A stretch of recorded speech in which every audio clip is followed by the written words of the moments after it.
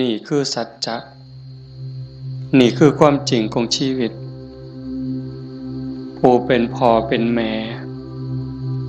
ได้จัดงานศพให้ลูกได้เฮ็ดบุญแจกข้าวเฮ็ดบุญอุทิศส่งให้ลูกเฮาจะเห็นหลายๆมุมความบ่เที่ยงแท้แน่นอนของสังขารร่างกายบ่ฮู้ว่าสิตายมื้อใดบ่ได้ตายตามคิวพ่อแม่เกิดก่อนแทนที่สิไปก่อนแต่ว่านั้นมันก็บ่เป็นไปคือเฮาคิดเว้าอยู่ประจำว่าชีวิตเป็นของยืมโยมก็ลองทำความเข้าใจตามเด้ชีวิตเฮาทุกคนนี่เป็นของยืมมาจากธรรมชาติความจริงเป็นจังซั่นยืมมาจากดินจากน้ำจากลมจากไฟดินคือส่วนที่เข้มแข็งข้นแข็งเฮากินข้าวกินน้ำกินหมากใหม่ต่างๆขนมนมเนยก็เปลี่ยนสภาพส่วนที่เป็นธาตุดินก็กลายไปเป็นผมขนเล็บฟันหนังเนื้อเอ็นกระดูกตับไตไส้พุงน้ำที่เฮากลืนกินลงไปน้ำสะอาดน้ำสมน้ำหวานอีหยังก็แล้วแต่ผ่านลำคอลงไปปั๊บเขาก็สิเปลี่ยนสภาพไปเป็นน้ำเลือดน้ำเหลืองน้ำน้องน้ำดีน้ำเสลดน้ำลายนี่คือยืมจากธรรมชาติน้ำต่อน้ำลมต่อลมไฟต่อไฟดินต่อดินมื้อนี้เขาก็สืบต่อจักว่าจักรอบลมหายใจเข้าหายใจออกนี่คือเอาดินไปต่อดินไฟที่ยังร่างกายให้อบอุ่นเผาอาหารให้ย่อยเฮ็ดร่างกายให้สุดโทรมเขาก็ทำหน้าที่ของเขาจังสิไฟก็สืบต่อกันไปเรื่อยๆลมก็สืบต่อกันไปเรื่อยๆถ้าส่วนใดส่วนหนึ่งเขาหยุดการทำงานชีวิตก็จบเพียงแค่ติดขัดธาตุดินธาตุน้ำธาตุลมธาตุไฟอันใดอันหนึ่งเพียงแต่เขาติดขัดของเล็กน้อยเฮาก็ป่วยเห็นบ่เฮาก็เกิดเจ็บป่วยขึ้นมาทันทีจังซั่นชีวิตเป็นของบ่ยั่งยืนความตายเป็นของยั่งยืนชีวิตเป็นของบ่เที่ยงความตายเป็นของเที่ยงแต่อาตมาเห็นญาติโยมได้ตั้งอกตั้งใจส่วนหนึ่งก็ดีใจนำคันสิว่าเสียใจก็แม่นอยู่ในส่วนที่ต้องจากกันไปโดยบ่มีมื้อกลับมาแต่ว่าในส่วนดีใจก็คือเห็นพี่เห็นน้องเห็นญาติเห็นโยมเข้าใจในเงื่อนไขของชีวิตว่ามันเกิดมาแล้ว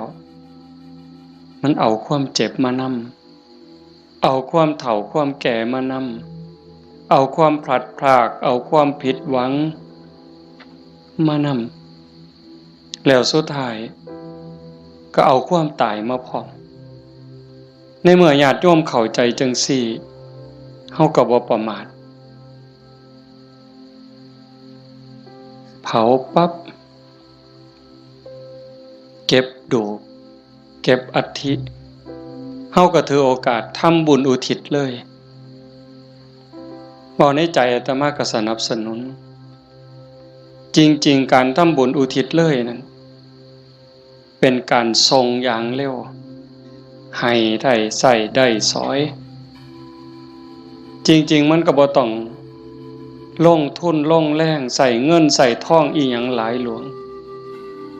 แล้วก็บ่แม่นเฮ็ดเทื่อนี้กันแล้วโยมสามารถเฮ็ดได้ซุมื้อนี่บอกถึงการเฮ็ดบุญเด้คันเฮาบ่เข้าใจเพิ่นก็เฮ็ดถือของเพิ่นอยู่ปู่ย่าตายายแต่ว่าบางเทื่อมันโดนโพดอันนี้เฮาเว้าแบบตาบ่เห็นแต่เว้าโดยเหตุผลคำสอนของศาสนาถ้าสมมติว่าผู้ที่ตายจากโลกนี้ไปตกทุกข์ได้ยากลำบากลำบนรอคอยกองบุญกองกุศลจากญาติผู้อยู่เบื้องหลังเฮาก็ว่าแต่บ่พร้อมบ่ทันมีเงินบ่ทันพร้อมถ้าปีหน้าก่อนถ้าปีฮื้อก่อนเป็นจังได๋พอเฮาบ่แน่ใจว่าผู้จากไปนั้นไปไสบุญก็มีบาปก็มีเพิ่นก็คือเฮาก็คือเพิ่น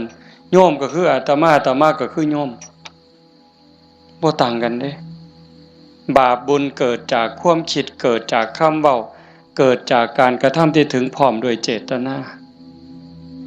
บางเทื่อก็ดีบางเทื่อก็ร้ายบางเทื่อก็ผิดบางเทื่อก็ถูกเฮาบ่สามารถสิยับยั้งตนเองได้ในคราวที่ใจดีด่าก็บ่เครียดเคยเป็นบ่โยมในคราวที่เฮาใจดีไผสิด่าก็บ่เครียดสิตีก็บ่เครียดแต่คราวที่หงุดหงิดหนหวยยิ้มใส่ดีๆเฮาก็หงุดหงิดเขาเว้านำดีๆก็หาเขาเว้าใส่หาว่าเขาย่อเย้ยนั่นคือจิตเศร้าหมองจิตบ่เป็นปกติจังสันชีวิตมันจังมีผิดมีถูกมีบุญมีบาปมีดีและบ่ดีในเมื่อจากไปเฮาก็บ่แน่ใจว่าผู้จากไปนี่ไปไสขันบ่ทันถึงความเป็นพระอริยเจ้าชั้นโสดาบันขึ้นไปนรกก็มีสิทธิ์เปรตก็มีสิทธิ์อสุรกายก็มีสิทธิ์สัตว์เดรัจฉานก็มีสิทธิ์มนุษย์ก็มีสิทธิ์เทวดามีสิทธิ์พรหมมีสิทธิ์จังซั่นถ้าเฮารอคอยไปเป็นเดือนเป็นปีหรือหลายปีถ้าเกิดญาติบุคคลอันเป็นที่รักที่จากไปตกทุกข์ได้ยากได้พบใดภูมิใดก็แล้วแต่รอคอยบุญกุศลที่ผู้อยู่เบื้องหลังสิเป็นพ่อแม่พี่น้องสามีภรรยาลูกเต่าเหล่าหลานส่งไปให้บ่เฮ็ดบ่ส่งล่ะสิเป็นแนวใดทุกข์แล้วก็ทุกข์อีกทรมานแล้วก็ทรมานอีกแต่คันเฮาส่งบุญปั๊บคันตกทุกข์ได้ยากลำบากลำบนเฮ็ดบุญถูกเฮ็ดบุญแม่นตามคำสอนพระพุทธเจ้าผลบุญนั้นก็ส่งทันทีซอยเหลือทันทีคันดีอยู่แล้วมีความสุขอยู่แล้วก็ย่อมได้รับหลายยิ่งขึ้นสบายยิ่งขึ้นมีความสุขยิ่งขึ้นกับเปรียบกับคือคนเฮาเนี่ยจากบ้าน บางเทื่อบ่ได้ตั้งตัวบ่ได้ตั้งใจคิดว่าแต่สิไปทางหน้ามันสิดีทุกข์ปั๊บจากบ้านไปตกหม้องทุกข์ยากลำบากงานก็หนักของกินก็บ่มีน้ำก็ยากข้าวก็ยากบ่อนหลับบ่อนนอนเสื้อผืนหมอนใบหกเหี่ยบ่สะอาดอากาศบ่ถ่ายเทเป็นแนวใดญาติพี่น้องก็บ่มีเงินฝากส่งไปซอยก็บ่มีนั่นก็คือทุกข์ต่อไปแต่คันถ้าบุญเจ้าของก็เฮ็ดไว้พอสมควรสร้างไว้ทำไว้จากโลกนี้ไปปั๊บก็คือไปสู่ที่ดีไปต่างบ้านต่างเฮือนบ่อนอยู่ก็ดีบ่อนนอนก็ดีบ่อนกินก็ดีอาหารการกินบ่อึดบ่อยากอยู่ในสถานที่ที่สะดวกสบายน้ำซ้ำพี่น้องก็ฝากเงินไปให้ส่งเงินไปให้กินบ่ไหวใส่บ่หมดนี่คือเหตุผลบอกญาติโยมทั้งหลายไว้บ่ต้องเสือทันทีแต่เฮาพิจารณา เฮ็ดโลดก็บ่แม่นว่าสิต้องเฮ็ดบุญแจกข้าวแบบยิ่งใหญ่เด้เฮาตักบาตรอันนี้ก็อุทิศคือกันเด้สมมุติว่าคือมื้ออื่นนี่มื้อแลงคือตอนนี้บ่มีหยังนิมนต์ครูบาอาจารย์เพิ่นมาสวดมนต์ปกติฮอดมื้อเช้าก็ทำบุญตักบาตรแล้วก็อุทิศบุญกุศลไปถึงอันนี้ก็ซ้ำแจกข้าวใส่บาตรหน้าบ้านหน้าเฮือนอันนี้ก็ซ้ำแจกข้าวไปจังหันไปเพ่นอันนี้ก็ซ้ำแจกข้าวอาตมาเว้ายืดยาวซื่อๆแต่ว่าคันโยมเฮ็ดโยมตั้งใจยามแลงกินข้าวแลงแล้วก่อนหลับก่อนนอนผู้เป็นลูกเป็นหลานเด้ผู้เป็นสามีเด้ก่อนหลับก่อนนอนไหว้พระอรหังสัมมาสวากขาโตสุปฏิปันโนเนี่ยคันทำวัดใดก็ทำคันทำบ่ใดก็เอาซ้ำนี่จากนั้นก็ตั้งนะโม3จบสวดอิติปิโสใดก็ดีคันสวดบ่ใดก็ซ้ำตั้งนะโม3จบแล้วก็นั่งสมาธิตั้งใจนั่งสมาธิคือเฮาเฮ็ดอยู่ตอนนี้สงบจิตสงบใจยืดกายตรงดำรงสติให้มันเฉพาะหน้าหายใจเข้าหูหายใจออกหูสิใส่พุทโธก็ได้ยุบหนอพองหนอก็ได้คือบ่ต้องใส่หยังบ่ต้องว่าอันใดบ่ต้องคิดอันใดมีสติหูเพียงแค่ลมเข้าลมออกลมหายใจเข้ามันกระทบที่ปลายจมูกผู้บางคนกระทบที่ริมฝีปากผู้บางคนลมชัดเจนที่ซ่านดังลมเข้ามันสิเย็นจักหน่อยลมออกมันสิอุ่นจักหน่อยเฮาก็หูอยู่ซ้ำนั้นหลับตาเบาๆเฮ็ดใจสบายหายใจเข้าหูหายใจออกหูได้5 นาที10 นาทีคันยิ่งหลายเท่าใดแห่งแต่ดีได้จัก30 นาทีโยมลองเบิ่งเด้มันเป็นบุญยอดบุญที่เว้าเนี่ยคันเฮาสิเฮ็ดบุญแจกข้าวตามธรรมเนียมตามประเพณีเหตุข้องที่บ้านเมืองเพิ่นพาเฮ็ดเลี้ยงเหล้าเลี้ยงยาขาหมูขางัวจ้างหนังจ้างหมอลำหมดเป็น 400,000 500,000เว้าซื่อๆหมดเงินเป็น 400,000 500,000แบบว่ามาเลี้ยงหนังจ้างหนังจ้างหมอลำเลี้ยงเหล้าเลี้ยงยาหมดเป็น 400,000 500,000บ่ได้บุญหลายซ้ำนั่งสมาธิ5 นาทีสำดอกไม่ออกด้วยเหตุผลของธรรมความเป็นจริงที่องค์สมเด็จพระบรมศาสดาสัมมาสัมพุทธเจ้าสอนไว้หมดเงิน 400,000 500,000 หรือหมดเป็นล้านบ่ได้บุญหลายซ้ำนั่งสมาธิ5 นาทีเด้1บุญเกิดกับเฮาโยมเฮ็ดบุญเฮ็ดหยังก็ตามเสียบุญอุทิศให้โยมไม่ออกท้องใบมื้อนี้คือกันบุญนั่นต้องเกิดกับโยมก่อนเกิดขึ้นกับจิตกับใจกลายเป็นสมบัติของโยมทุกคนซะก่อนแล้วก็จังอุทิศไปถึงบุญบ่มีโตแต่มันก็มีอานุภาพบาปบ่มีโตแต่ก็มีคุณภาพมีอานุภาพบุญส่งเสริมให้เกิดความสุขเกิดความสะดวกสบายเกิดความเจริญรุ่งเรืองในชาตินี้ในชาติหน้าได้สมหวังดังใจอันนั้นย้อนบุญบาปตามเผาผลาญเผาล้นให้เกิดความทุกข์ความเดือดร้อนความทุกข์ความเดือดร้อนในบ้านในเฮือนในชีวิตในครอบครัวเฮ็ดให้เกิดความผิดหวังนั่นให้โยมเข้าใจว่าผลของบาปทั้งหมดแต่สิ่งเฮ็ดให้เกิดความสุขเกิดความสบายอกสบายใจลูกดีผัวดีเมียดีขาดทาสบริวารคนรอบข้างเป็นคนดีมีศีลมีธรรมไว้เนื้อเสื่อใจสุขภาพแข็งแรง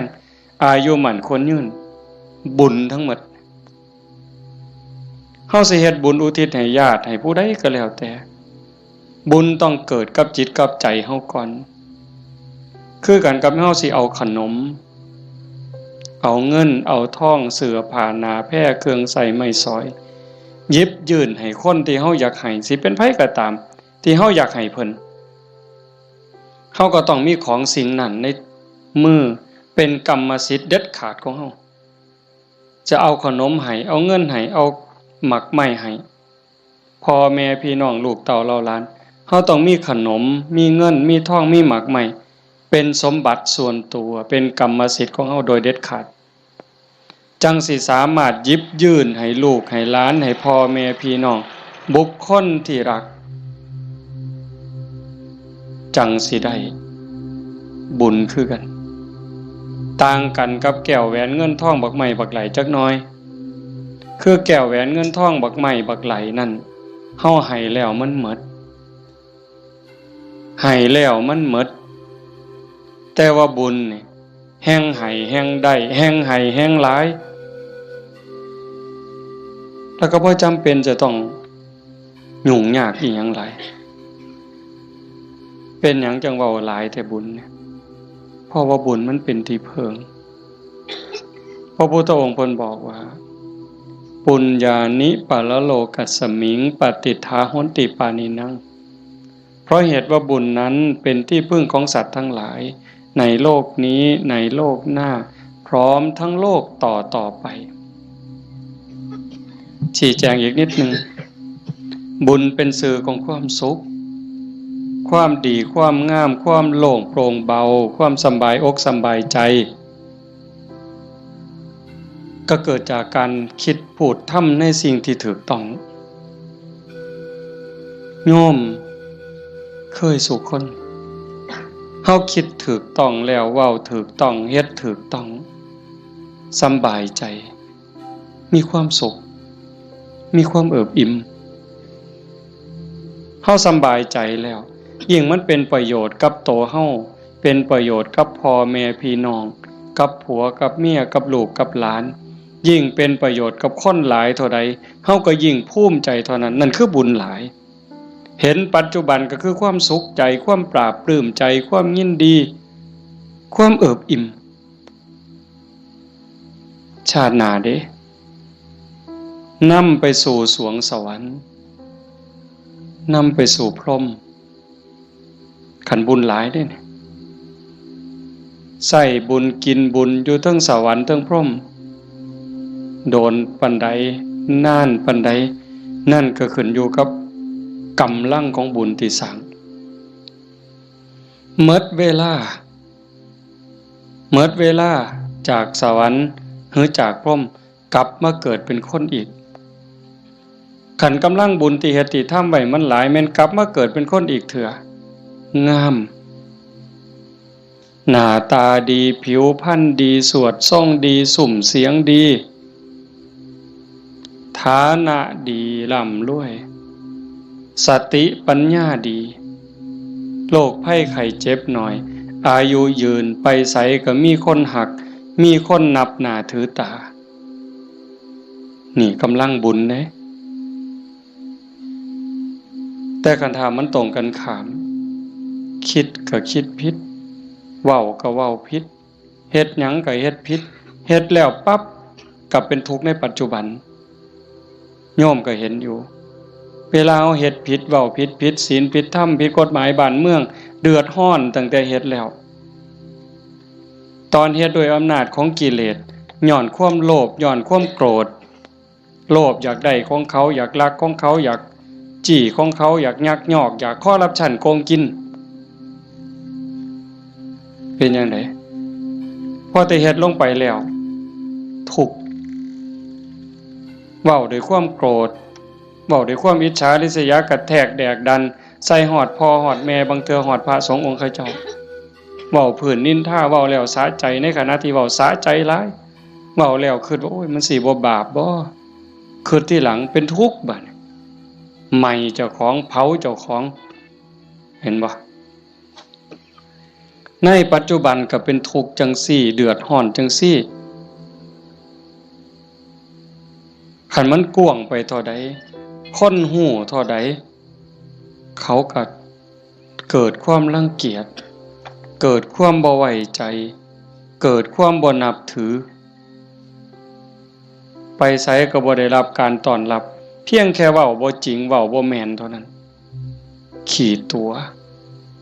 เป็นคนบ่ซื่อบ่สัตย์เขาก็บ่ไว้วางใจซ้ำนี้ก็เดือดร้อนแล้วเด้ปัจจุบันเด้เนี่ยคันจากโลกนี้ล่ะตายลงไปล่ะพูนลงนรกพุ่นเปรตพุ่นอสุรกายพุ่นสัตว์เดรัจฉานพุ่นใส่บาปใส่กรรมเมิดแล้ว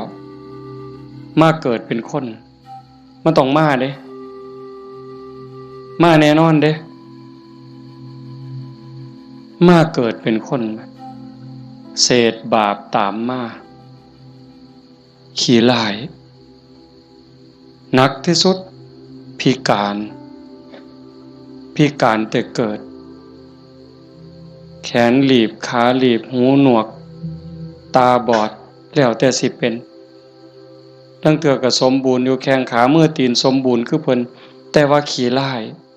รูปร่างบ่งามบ่มีผู้ใดเฮ็ดให้ได้นี่พระเจ้าบ่เกี่ยวพระพรหมบ่เกี่ยวเทวบุตรเทวดาทั้งใดบ่เกี่ยวกรรมล้วนๆเพิ่นจังว่าสัตว์โลกเป็นไปตามกรรมกัมมุนาวัตติโลโกนี่ขี้ร้ายพร้อมโง่พร้อมปึกพร้อม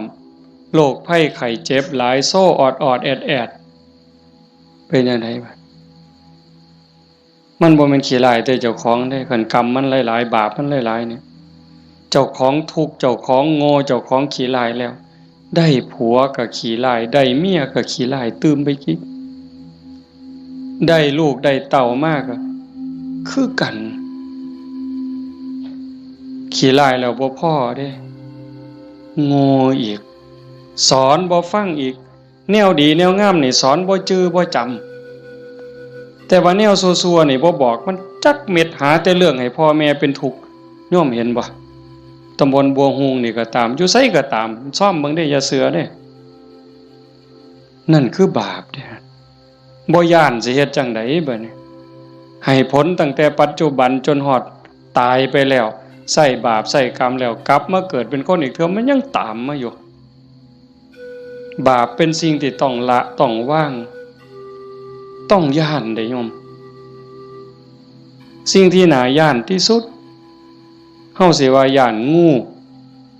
แม่นอยู่ย้านงูย้านปิงอาตมานี่ผู้หนึงย้านหลายย้านปิงย้านงูย้านขี้เกียจย้านกับแกะนักย้านผีผู้ใดบ่ย้านเนี่ยผีหลอกผู้ใดเคยเห็นมัน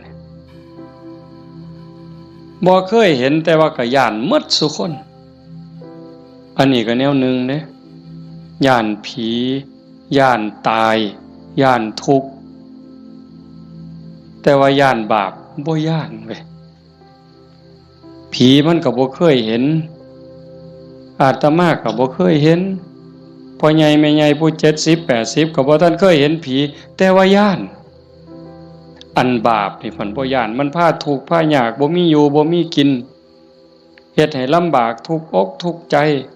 อันนั้นมันบ่พากันย้านหวยคันคิดได้มันถูกย้านบาปพระพุทธเจ้าเพิ่นสอนให้ย้านบาปเพิ่นจังให้ละบาปทั้งปวงเฮ็ดบุญกุศลให้ถึงพร้อม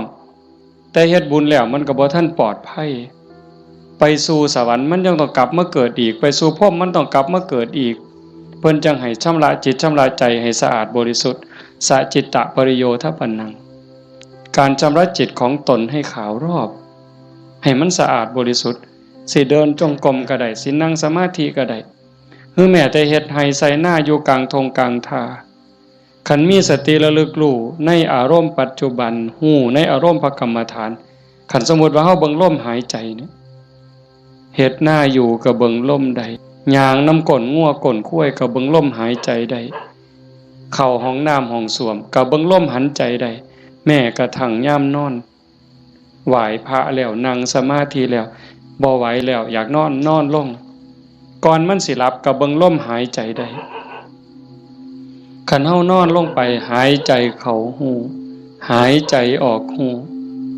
หลับยามใดก็สร้าง เพิ่นบอกว่าคันเฮานอนหลับไปกับลมหายใจเนี่ยเทวดารักษามีผลหลายได้โยมเทวดารักษาคันเฮาเจ็บไข้ได้ป่วยโรคอย่างน้อยๆโรคบ่แห้งมันนั่นดอกเศร้าโรคทางกายก็เบาบางโรคทางจิตทางใจก็เบาบางหนำซ้ำก็ยังเป็นบุญอีกเทวดาคุ้มครองรักษาบ่ไหลตายเด้เพราะว่าตัวสมาธิเนี่ยคอยเฮ็ดคอยสร้างคอยทำจังสันโยมเฮ็ดบุญแจกเขาแต่มาจังว่าสนับสนุน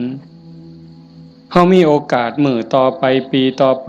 เฮาจะเฮ็ดจัดเป็นการเป็นงานก็จังว่ากันอีกเทื่อนึงเฮ็ดดูบ่ผิดเฮ็ดบุญนี่บ่ผิดพระพุทธเจ้าเพิ่นบอกว่าเฮ็ดดูๆเฮ็ดบ่อยๆให้ตามความพอใจในบุญนั่นเพราะการสั่งสมสะสมเอาไว้ซึ่งบุญนำสุขมาให้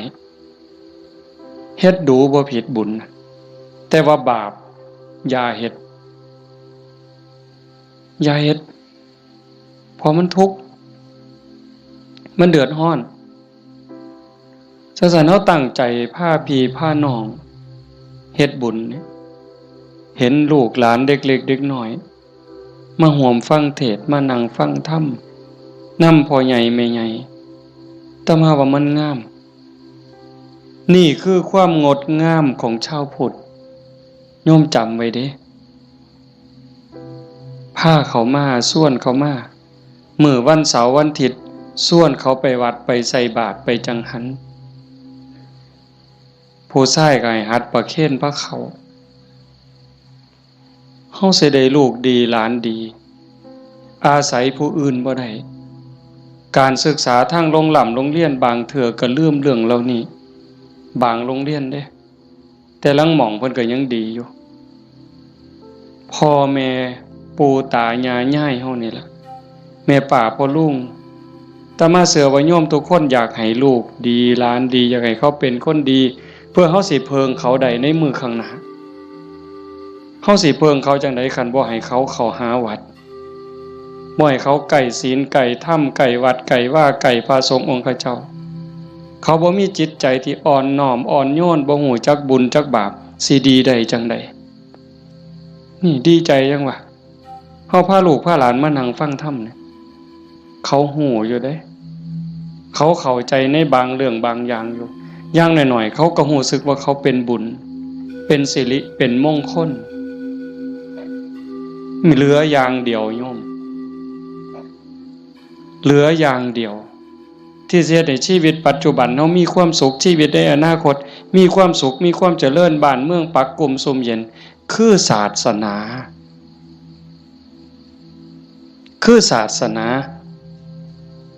เรื่องกฎหมายนี่โยมเลิกยังเพิงบ่ได้ 100% ยิ่งพวกนักการเมืองสสต่างๆเศร้าเว้านำเลยพวกนั้นเพิงบ่ได้เข้าหาประโยชน์ใส่ตัวเขาต่างหากหักเข้าจริงๆบ่เป็นพี่เป็นน้องเขาจริงๆบ่บ่มีดอก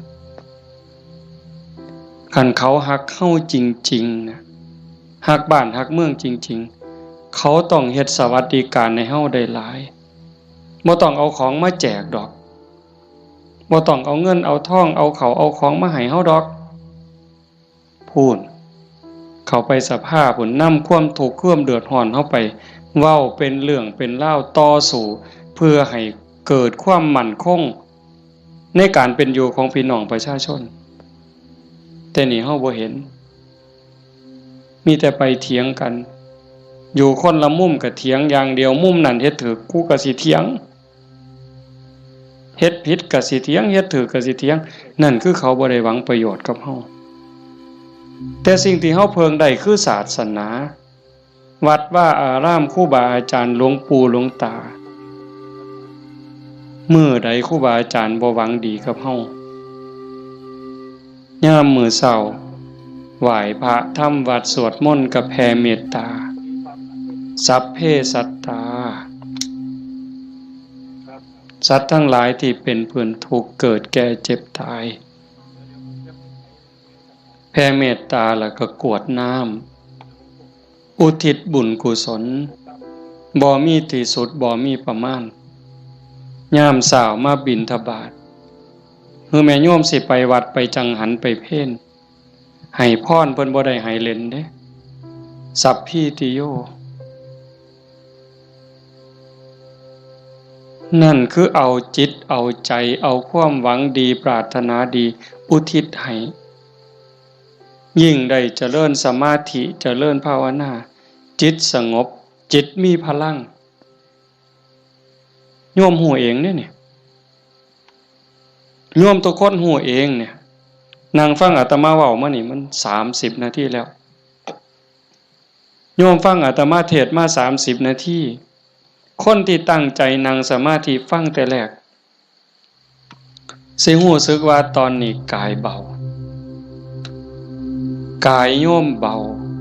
ใจโยมเบาใจมันสงบใจมันมีกำลังใจโยมเริ่มมีความสุขลึกๆเนี่ยพิสูจน์ได้คำสอนพระพุทธเจ้ามันบ่ได้ล้าสมัยอีกยังท่านสมัยล่ำสมัยไปอีกล้านปีพุ่นโยมเป็นพยานเด้อาตมาบ่ได้เว้าเอาเองเด้ทุกคนที่นั่งสมาธิฟังธรรมน้อมจิตน้อมใจลงสู่กระแสธรรมตอนนี้กายเริ่มเบาจิตเริ่มเบาความเอิบอิ่มรู้สึกปลื้มใจในตนเองมันเกิดนี่คือบุญเนี่ยแต่มาจังหวะแต่ตอนแรกโอ้ยอย่าว่าแต่500,000ต่อให้100 ล้านเฮ็ดบุญตามเขาว่าเนี่ยบ่มีเหล้าบ่มีบุญบ่มีเหล้าบ่เป็นบุญบ่ขาหมูขางัวบ่เป็นบุญบ่มีหนังบ่มีหมอลำบ่เป็นบุญพวกหมู่นั้นต่อให้100 ล้านสภาพที่จิตใจเป็นสุขสงบร่มเย็นมั่นใจ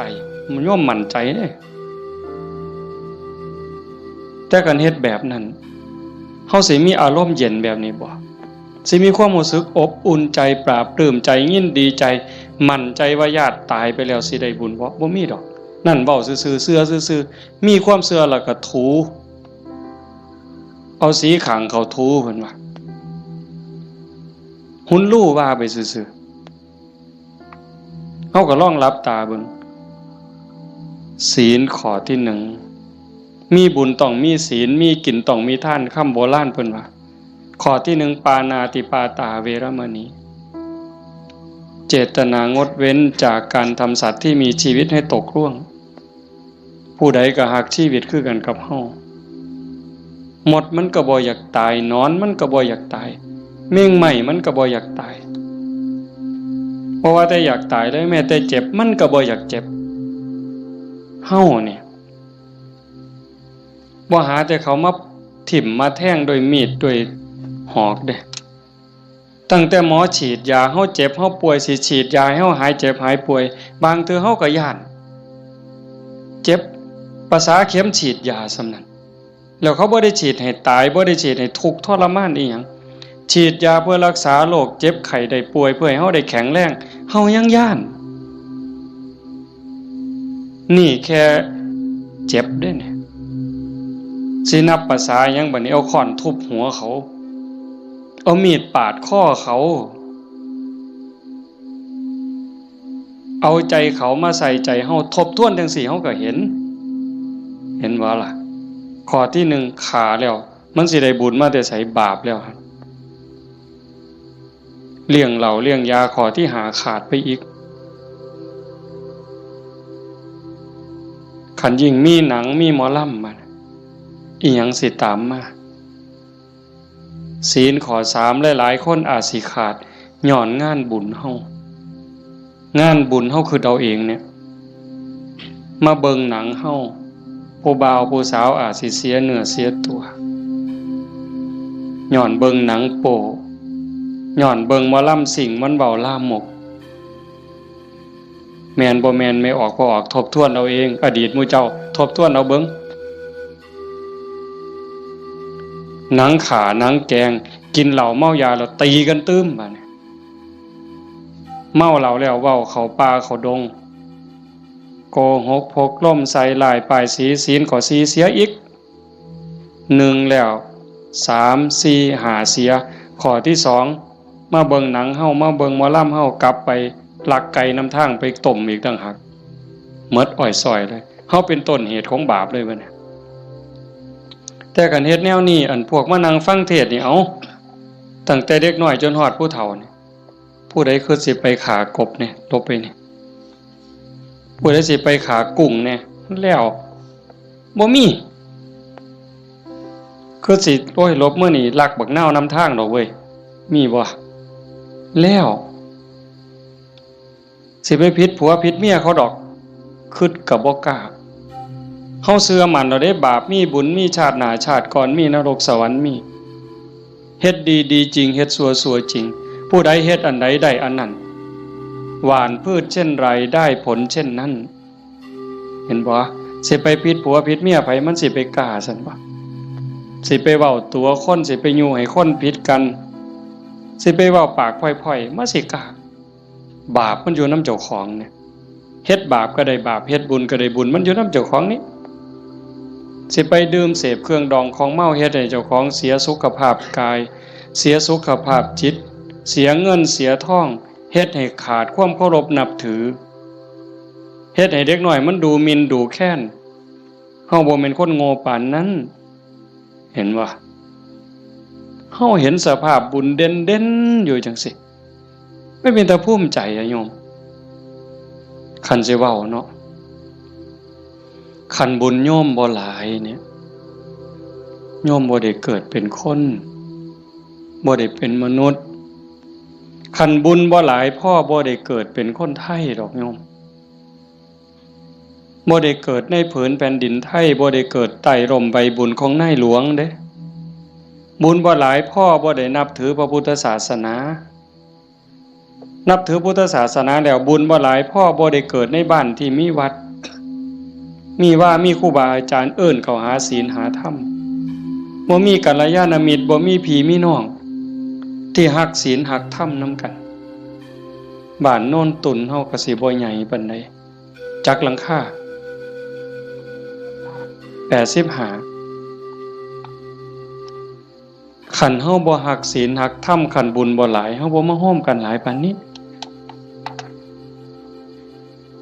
หลายคนก็อาจสิล้าสิเมื่อยตั้งแต่โยมไม่ออกท้องใบเพิ่นจากไปมางานศพมื้อนี้ก็หมดมื้อวานก็หมดมื้อเอาไปเผาเฮ็ดเวียกเฮ็ดงานแหน่ยามกลางคืนมาก็มาฟังครูบาอาจารย์เพิ่นสวดมนต์มานั่งเป็นหมู่เป็นพวกกันยามกลางเว้นก็ไปเฮ็ดเวียกเฮ็ดงานมื้อนี้มาโฮมกันได้ปานนี้ห่อขนมข้าวต้มถามว่ามันล้าบ่เมื่อยบ่เมื่อยเด้แต่เฮาก็กัดแขวกัดฟันมานั่งฟังเทศน์มาร่วมเอาบุญนำกันให้ทุกคนเข้าใจว่าทุกคนคือเจ้าภาพบ่แม่นแต่พ่อแม่กับสามีกับลูกหลานเด้ทุกคนคือเจ้าภาพอาตมาก็คือเจ้าภาพผู้หนึ่งเจ้าภาพอันใดเฮามาร่วมบุญสร้างบุญร่วมกันพระพุทธเจ้าเพิ่นบอกว่าเฮาทุกคนนี่โยมเคยตกนรกมาเมิดเคยเป็นเปรตเป็นอสุรกายเป็นสัตว์เดรัจฉานเป็นเทวดาเป็นพรหมเป็นมนุษย์เกิดมานับชาติบ่ถ้วนเปรตลิงเล่ไล่แมงใหม่ที่มันตอมหลอดไฟกบเขียดตั้งแต่นรกอเวจีไปไล่ตั้งแต่นรกจนไปถึงภวคพรหมบ่มีสัตว์โตใดบ่มีจิตวิญญาณดวงใดที่บ่เคยเกิดเป็นพ่อเป็นแม่เป็นพี่เป็นน้องเป็นผัวเป็นเมียเป็นญาติร่วมสายโลหิตเฮาเคยมาหมดแต่ว่าเฮาบุญหลายชาตินี้เนื่องจากว่าชาติก่อนๆพบก่อนเฮาเคยมีศีล5มีกุศลกรรมบท10ที่สร้างไว้ทำไว้พอสมควรจังส่งผลให้เฮาได้เกิดมาเป็นคนมาเป็นมนุษย์ผู้มีศีลละเอียดให้ทานไว้ดีรักษาศีลไว้ดีเจริญสมาธิไว้ดี รูปร่างหน้าตาผิวพรรณฐานะสติปัญญาจังดีจังงามกลัวกันเป็นขันเป็นตอนนั่นคือพลังบุญของเจ้าของเจ้าสัญโยมไม่ออกท่องใบสาสังที่เพิ่นจากไปแต่มาว่ากลับบ้านเก่าบ่ได้ตายดอกเมื่อบ้านเก่าอีหยังเมื่อบ้านเก่าดินเมื่อบ้านเก่าลมเมื่อบ้านเก่าไฟเมื่อบ้านเก่าน้ำเมื่อบ้านเก่าเพราะว่าเฮายืมเขามายืมจากธรรมชาติยืมจากดินน้ำลมไฟมาปั่นเป็นเนื้อเป็นตัวเมื่อเวลาเขาก็มาเอาขึ้นโยมเคยยืมเสียมไทบ้านบ่เคยยืมเสียมเคยยืมมีดเคยยืมบักจกเคยยืมขอดหน่อยเคยยืมขาดบ่ยืมเพิ่นมาเนี่ยสิสัญญาก็ตามบ่สัญญาก็ตามลางเทื่อเฮาสัญญาว่ายืมไปจักมื้อเนี่ยแต่เฮาเอามาเพิ่นก็ว่าเอาไปซะเอาไปใส่จักมื้อก็เอาไปตอนนั้นเพิ่นบ่ทันจำเป็นถ้าเกิดเฮาเอามาฮอดเฮือนปั๊บ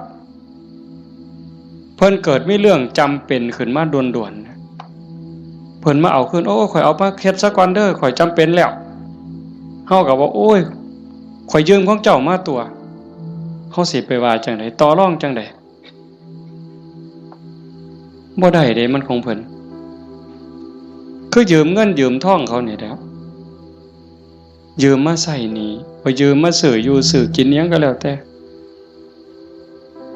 แต่ฮอดวันเวลาบางเทื่อบ่ทันฮอดยิ่งบ้านนอกเฮายืมแบบพี่แบบน้องบ่ได้สัญญาอีหยังกันพ่อหน้ายามใดเพิ่นก็ทวงลางเทื่อเพิ่นบ่ทวงเฮาก็เกรงใจอันนี้ก็ยังพอเว้ากันได้แต่กับพญามัจจุราชต่อรองแนวใดพญามัจจุราชบ่เห็นแก่เงินค่ำแม่นสิมีเงินกือไทยเอาบ่มีได้บ่สนไต่โตบ่สนผู้ใดมีอำนาจนายพลนายพันเจ้าใหญ่นายโตพระสงฆ์องค์เขาเจ้าคุณสมเด็จบ่งึดบ่สนใจซ้ำบ่เกรงใจอีกซ้ำขันบาปหลายก็โยนนรกโลดขันบุญหลายก็ไปตามทางจังสั่นเฮามีบุญได้เกิดมาพ้อพระพุทธศาสนามีกัลยาณมิตรมีพี่มีน้องที่หวังดีต่อกันเฮาก็ตั้งใจเฮ็ดบุญให้เจ้าของเฮ็ดบุญในมื้อนี้เทิงทานเทิงศีลเทิงภาวนาฟังเทศน์ฟังธรรมอ่อนน้อมถ่อมตนขนขวายในกิตติชอบเนี่ยก็ขอให้เฮาตั้งใจว่าเฮาเฮ็ดให้เจ้าของเบื้องต้นโยมทุกคนก็เฮ็ดให้เจ้าของเด้ไหว้พระโอ้คันเว้าถึงบุญนะโยม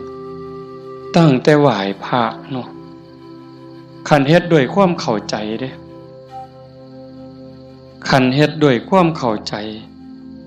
เพียงแค่เฮาไหว้พระอรหังสัมมาสัมพุทโธภควาเข้าใจในความหมายว่าพระพุทธเจ้าเป็นพระอรหันต์ดับเพลิงทุกข์เพลิงกิเลสตรัสรู้ชอบได้ด้วยพระองค์เองเข้าใจว่าพระพุทธเจ้าคือไผเนี่ยแล้วก็กราบลงไปบุญมหาศาลหลายกว่าสร้างโบสถ์เป็นหลังบุญไม่ออกไม่เว้าไปปื้ออีกเด้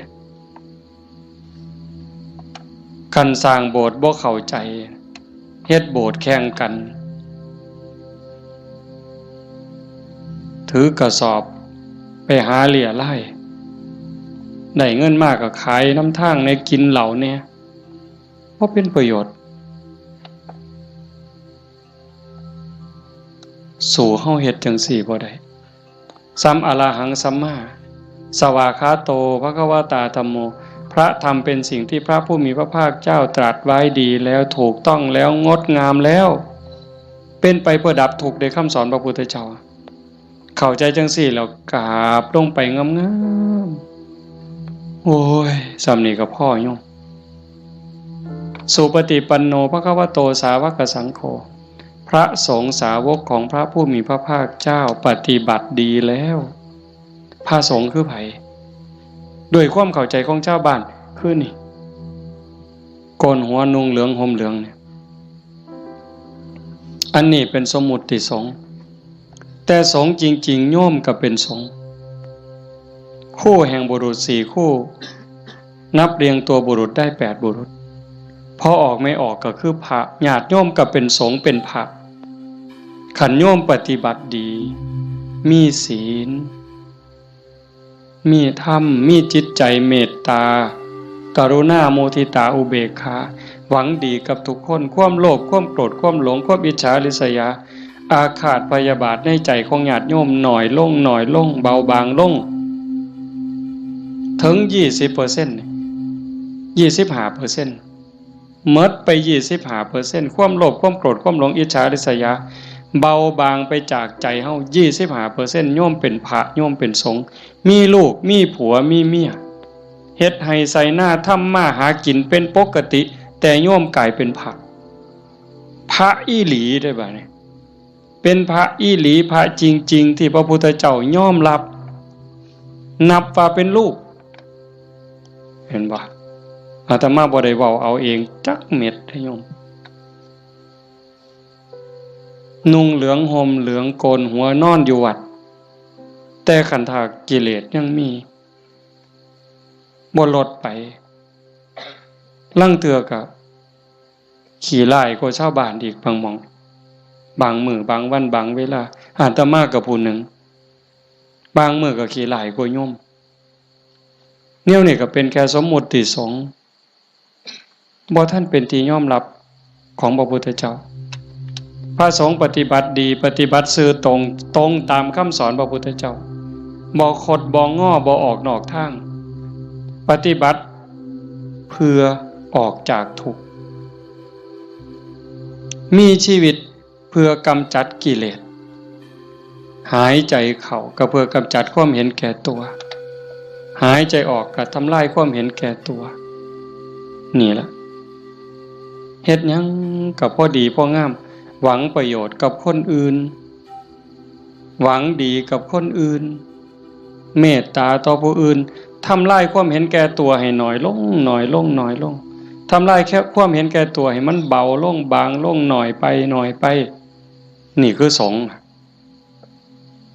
ปฏิบัติสมควรแก่การต้อนรับแก่การกราบไหว้ทั้งเถื่ออาตมาเนาะเวลาที่หูสึกว่าเจ้าของบ่ดีโยมกราบซ้ำเอาหอกเอาดาบแทงยิ่งโยมศรัทธาเท่าใดแห้งแต่เป็นตาย้านผู้เฒ่าผู้แก่หัวขาวหัวค่อนสิเอาบักไม้ให้กราบแล้วยกใส่หัวรับตาพูนคิดฮอดพ่อฮอดแม่ฮอดพี่ฮอดน้องว่าแม่นพ่อแม่ในชาติปัจจุบันฮอดชาติก่อนพบก่อนฮอดเจ้ากรรมนายเวรถวายน้ำขวดหนึ่งก็หวังบุญสอบทอพอต่อแม่พุ่นให้ขนมนมเนยใส่บาตรญาติพกถวายผ้าถวายผ่อนเงินทองแก้วแหวนเขาบ่ให้ย้อนหักเด้ให้ย้อนอยากได้บุญบ่ให้ย้อนหลงแต่ว่าให้ย้อนอยากได้บุญเกิดกับเจ้าของแล้วอุทิศไปให้พ่อแม่โยมันสิบ่คือหอกคือดาบบ่คือน้ำกรดบ่คือน้ำร้อนเทหดเสียจังได๋จังซั่นนะเพียงแค่โยมเข้าใจว่าพระพุทธเจ้าคือใครพระธรรมคือใครพระสงฆ์คือใครโยมเข้าใจจังซี่เพียงแค่อรหังสัมมาสัมพุทธโตสุปฏิปันโนพ่อโยมพ่อเลยบ่ได้จำเป็นเด้ว่าเฮาต้องเฮ็ดใหญ่เฮ็ดโตหมดเงินเป็นแสนเป็นล้านบ่ลองเบิ่งน่ะขันไม่ออกพอออกบ้านโน่นตุ่นเฮาเป็นจังซี่นี่ก็เฮามีศีลมีธรรมในใจเด้อยู่เฮือนก็เฮ็ดจังซี่บ่ต้องรวยดอกโยมบ่ต้องรวยแล้วบ่ได้มีความสุขดอกกันบ่มีศีลบ่มีธรรมนั่นอยู่ซ้ำเฮาอยู่เฮ็ดอยู่เฮ็ดกินพ่อสมมาภาควรบ่เดือดร้อนตนเองบ่เดือดร้อนผู้อื่นก็พ่อได้อยู่ได้กินแต่ว่าให้จิตใจมีธรรมะ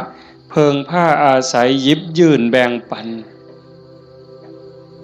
ซอยเหลือเกื้อกูลคือโยมเป็นกันอยู่เห็นว่าทุกคนคือพี่คือน้องทุกคนคือเพื่อนร่วมทุกข์เกิดแก่เจ็บตายมีความสุขบ่คันอยู่แบบนี้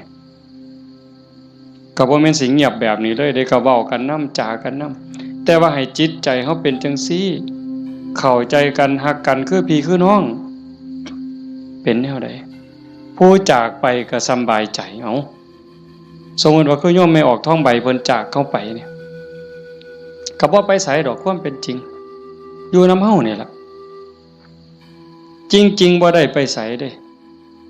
เพียงแค่ธาตุดินน้ำลมไฟกลับคืนสู่ธรรมชาติดวงจิตดวงวิญญาณเดินทางไปตามบุญตามบาปของตนเองญาติพี่น้องผู้อยู่เบื้องหลังก็อุทิศบุญกุศลไปให้แต่ว่าด้วยสภาวะความผูกพันความเป็นลูกเพิ่นเป็นลูกของพ่อใหญ่ท้องม้าแม่ใหญ่ที่พ่อแม่ก็สิ้นไปแล้วแม่นบ่อ๋อเฮาตั้งใจเฮ็ดบุญอุทิศไปนำเนาะแต่มาเข้าใจผิดเอาก็บ่เป็นหยังพ่อใหญ่ท้องม้าแม่ใหญ่ที่คือกันที่เฮาว่าจากไปเพิ่นก็บ่ได้ไปไสเลือดเนื้อเพิ่นอยู่นำเฮาแม่นบ่โยมไม่ออกท้องใบคือกันเพิ่นแบ่งเลือดแบ่งเนื้อ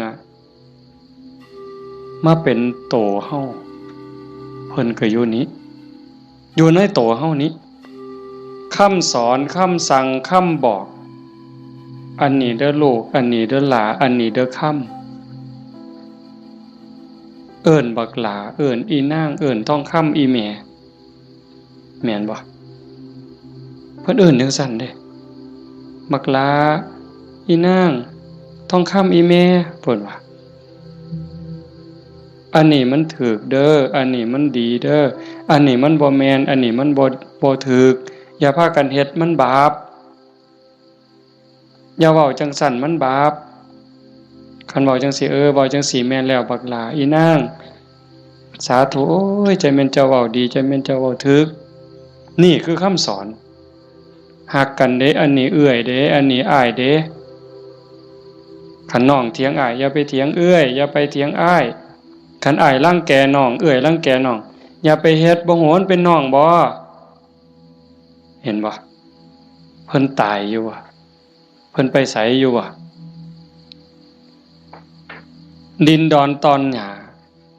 เฮือนซ่านบ้านซองจากเหงื่อจากแห้งอาบเหงื่อตังน้ำสร้างหลักฐานให้ลูกได้อยู่เป็นของเพิ่นบ่จังว่าคันคิดฮอดพ่อคิดฮอดแม่นั่น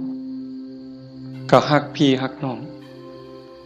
อยากให้พ่อแม่ได้กินข้าวกินน้ำนุ่งเสื้อผ้าหน้าแพรดีๆงามๆคันแม่นพ่อแม่บ่อยู่นำเป็นเนื้อเป็นตัวแล้ว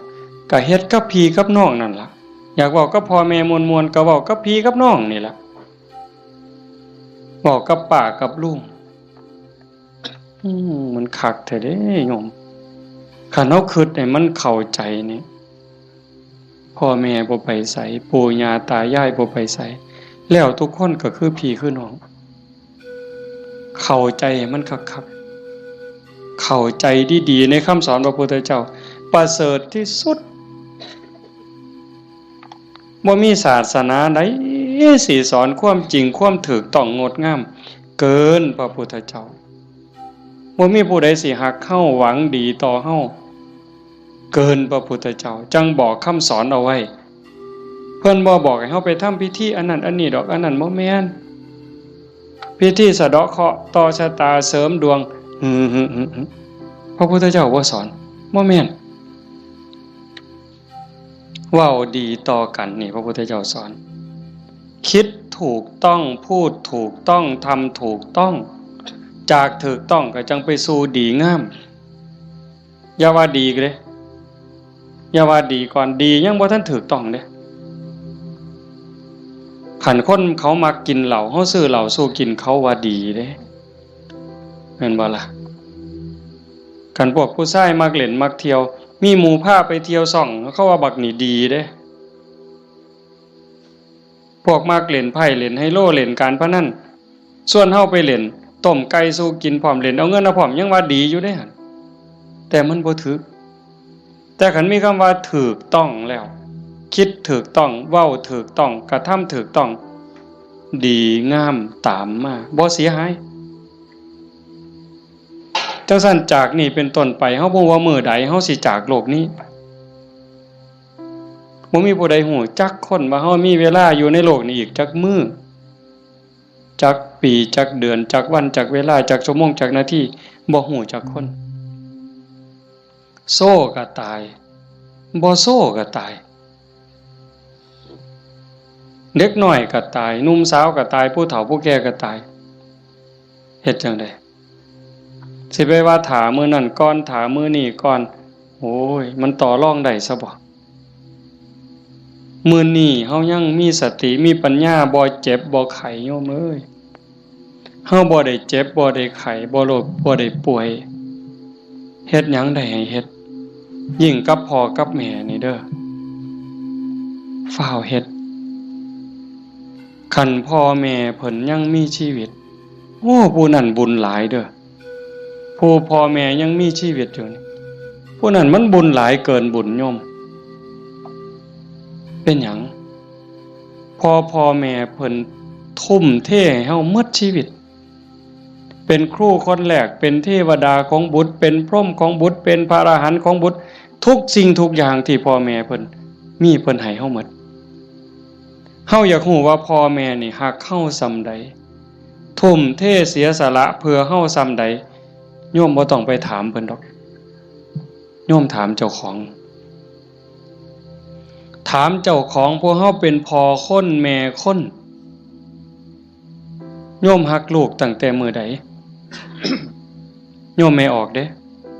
โยมพ่อออกก็คือกันนั่นล่ะฮักลูกตั้งแต่มื้อใดฮักลูกตั้งแต่ว่ามีลูกเกิดในท้องแม่นบ่ไม่ออกฮะพอรู้สึกว่าตั้งท้องปั๊บเนี่ยไม่ออกนี่ฮักแล้วเด้ทุ่มเทความฮักให้กับลูกในท้องแล้วพ่อก็คือกันผัวคือกันทั้งที่บ่ฮู้เด้นี่ว่าลูกสิเกิดเป็นผู้หญิงเป็นผู้ชายสิขี้ร้ายหรือสิงามสิโง่หรือสิฉลาดสิพิการหรือบ่พิการสิเป็นพระหรือสิเป็นมหาโจรโยมบ่ฮู้เลยลูกในท้องนี่สิเป็นหญิงเป็นชายพิการหรือบ่สิเป็นพระดีจิตใจดีใจงามซ้ำพระเกินพระหรือสิเป็นมหาโจรยิ่งกว่ามหาโจรโยมบ่เกี่ยวฮักอย่างเดียวเลยบัดนี้แม่นบ่ไม่ออกแม่นอยู่ว่าแนวนี้เพิ่นก็คือเฮาบัดนี้หาได้บาทใดก็เพื่อลูกหาได้บักไม้บักไหลผู้ผัวไปป่าไปดงได้บักไม้บักไหลก็จะมาให้เมียกินเพื่อให้ลูกแข็งแรงพุ่นเด้คันว่ามันสิคลอดง่ายลูกสิแข็งแรงสิคลอดง่ายเมียน้ำนมสิหลายหามาเห็นบ่มือคลอดก็เกือบล้มเกือบตายผู้คนก็ตายอีหลีจักเจ็บจักปวดเพราะปานใดแต่เครียดให้ลูกบ่บ่ได้เครียดให้ลูกอยู่ไฟเดือน4เดือน5ม่วนซั่นบ่ตั้งแต่อยู่ใต้ห่มไม้เอาผ้าวี่มันก็เหงื่อแตกเหงื่อแตนนั่นนางฝิงไฟเด้นางฝิงไฟเดือน4เดือน5ต้มน้ำร้อนสดน้ำร้อนกินน้ำร้อนบัดแนวกินกับข้าวได้กินข้าวกับเกลือเลี้ยงตัวสิใหญ่แต่ละคนดมดากดมก้นเช็ดขี้เช็ดเหงียวป้อนข้าวป้อนน้ำเธอสิใหญ่มาแต่ละคนหมดข้าวจักเหล้าเสื้อผ้าหมดจักชุดหมดเงินจักแสนคือประมาณบ่ได้กลัวลูกสิใหญ่มาแต่ละคนเพิ่นก็คือกับเฮาฮักลูกจังซั่นสิตอบแทนแนวใดพระพุทธเจ้าเพิ่นสอนหน้าที่ลูกไว้ท่านเลี้ยงมาเลี้ยงท่านตอบเลี้ยงกายเพิ่นคือเพิ่นเลี้ยงเฮานะเลี้ยงใจเพิ่นก็คือเพิ่นเลี้ยงเฮา พ่อแม่เลี้ยงใจเฮาคือเพิ่นสอนอันใดถืออันใดผิดอันใดดีอันใดชั่วอันใดเป็นบุญอันใดเป็นบาปอันใดควรบ่ควรนี่คือเพิ่นเลี้ยงวิญญาณเฮาก็เลี้ยงจิตวิญญาณเพิ่นด้วยการเป็นคนดีฮักกันระหว่างพี่ระหว่างน้องทำโตเป็นคนดีพ่อแม่สิโอ้ยโยมเป็นยาอายุวัฒนะอันนี้ก็บ่ต้องไปถามพ่อถามแม่อีกละถามโยมเนี่ยขันลูกเขาเป็นคนดีหูจะคว่ำหลานเสือถอยฟังคว่ำบอกง่ายสอนง่ายโยมมีความสุขบ่อยากยื่นบ่ขันยิ่งเป็นคนดีจนชาวบ้านเขายกย่องเขาสรรเสริญโอ้ยใจแม่นอ่อนซ่อนเด้อีหล่านี่มันก็หูจะคว่ำแต่บักหำนี่คือดีแท้เป็นตาอ่อนซ่อนเด้ย่ายอยากตายบ่บัดนี้ยื่นบ่เจ้าอยากยื่นแท้แต่ขันลูกมันบอกบ่ได้สอนบ่ฟังหลานก็โอ้บอกจังหนึ่งไปจังหนึ่งเถียงคำบ่ตกฝากแม่นสิป้อนสร้างมือละโตย่ายก็บ่อยากยื่นอยากตายให้มันแล้วอุกอังสังกะญาลูกหลานมันบ่ฮู้จะคว่ำเอิ้นหาพญากรรมพญาเวรพุ่นแล้วมาเอาผู้ขาไปถอนโลดตัวแต่สั่นยังว่าเลี้ยงพ่อเลี้ยงแม่เลี้ยงกายเลี้ยงใจพุทธเจ้าเพิ่นบอกเด้ท่านเลี้ยงมาเลี้ยงทั้งตอบทำการงานของท่านซอยเวียกซอยงานส่วนเหือส่วนแห้งเพิ่นบ่บอกก็เฮ็ดแนวเฮ็ดได้แนวมันถูกต้องดีงามส่วนเวียกส่วนงานเพิ่นนี่คือเรื่องที่2ท่านเลี้ยงมาแล้วเลี้ยงท่านตอบทำกิจการงานของท่านรักษาวงตระกูลมิให้ตกต่ำอันนี้หน้าที่ลูกเด้รักษาวงตระกูลอย่าให้ตกต่ำอย่าเอาชื่ออย่าเอานามสกุลนี่ไปไว้นำตำรวจอย่าเอานามสกุลนี่ไปอยู่โรงอยู่ศาลอย่าเอานามสกุลนี่ไปอยู่คุกอย่าให้เขาดูหมิ่นดูแค้นโอ้ยซุ่มนั้นบ่เพิ่นว่าเป็นจังได๋คันลูกสาวก็บ่รักนวลสงวนตัวไปเที่ยวทั่วทิพย์คันลูกชายก็นักเลงจักกินเหล้าเมายาจักฆ่าจักยาเสพติดอีหยังลักศกจกหอขาคนตีคนนี่ก็รักษาวงตระกูลบ่ได้คนเขาก็ดูถูกดูหมิ่นดูแค้นพ่อแม่ปู่ย่าตายายขายหน้าขายตาลูกติดคุกพ่อแม่ก็ติดนำติดบ่ไม่ออกว่าโตอยู่นอกคุกแต่ใจไปอยู่คุกคันลูกบวชพ่อแม่ก็บวชนำพุ่นโตอยู่ทงพุ่นแต่ว่าใจอยู่วัดเห็นบ่รักษาวงตระกูลมิให้ตกต่ำอย่าให้เขาดูหมิ่นดูแค้นให้เขาดูทุกข์ทำตนให้สมควรแก่การรับทรัพย์มรดกคันเฮาเป็นคนดีมีศีลมีธรรมขยันมันเพียรทำมาหากินพ่อแม่ทั้งหลายเพิ่นสิแพงฮอดเวลาอันสมควรหาผัวหาเมียให้แบ่งทรัพย์สมบัติให้หวังเพิงให้ลูกแล้วพ่อแม่ก็สำบายใจแต่คันแม่นเหล้าก็กินเลขก็เล่นเมื่อซุแนวฮอดหมากัดกันก็ลงก็สะเว้าเลยหมากัดกันกูเอาตัวแดงเด้อเพิ่นว่ามันนั่นว่ากูเอาตัวด่าง บ่าใหญ่แล้วเพิ่นเอาไปว่าไปนั่งอยู่ข้างทางรถคันนั้นมึงว่าเลขสุดท้ายมันเป็นตัวขี่กับตัวคู่ยังว่าอยู่สมองมีแต่การพนันบ่ต้องเว้าถึงบังไฟเลยตายแซ่นี่คันลูกเป็นคนขยันมันเพียรบ่ยุ่งเกี่ยวกับการพนันบ่ยุ่งเกี่ยวกับยาเสพติดมีความกตัญญูรู้คุณหาอยู่หากินได้ก็ไปส่งพ่อส่งแม่ฮักพี่ฮักน้องพ่อแม่ภูมิใจเลยทำตนให้สมควรแก่การรับทรัพย์มรดกอันสุดท้ายเมื่อท่านล่วงลับไปแล้วทำบุญอุทิศให้ก็คือเอาเฮ็ดมื้อนี้เพิ่นจากไปแล้วเขาก็ทำบุญอุทิศหาทำบุญเพื่ออุทิศแปลว่าให้ทำบุญให้พ่อให้แม่ให้ปู่ย่าตายายบรรพบุรุษ